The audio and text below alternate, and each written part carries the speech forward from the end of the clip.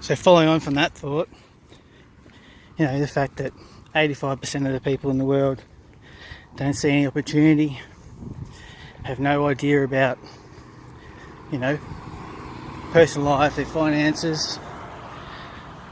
So why do we follow these people? You know, why don't we try to emulate the 10 or 15% of people in the world that are successful, you know, to create things? Why don't we do that? It's a challenge. We need to start picking better role models for ourselves. You know, those people around us aren't necessarily the best role models. You know,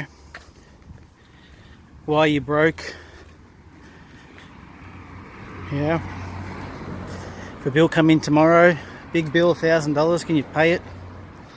Yeah, you couldn't. Majority of people can't pay it because they've got no savings, no basic understanding of, financial literacy. You know, they can't be disciplined enough to save money. You know, and also part of the problem is they just haven't been taught. You know,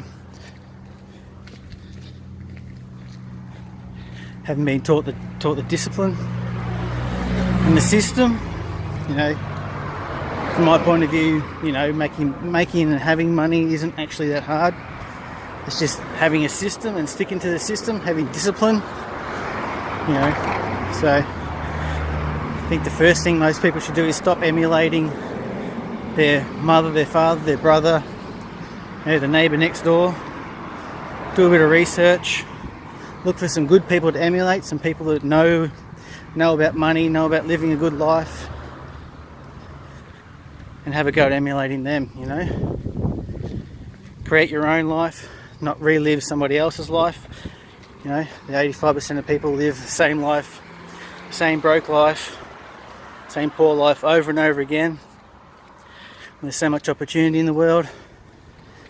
You know, there's no shortage of money. You just need to be creative and create. If you're creative, money creates money.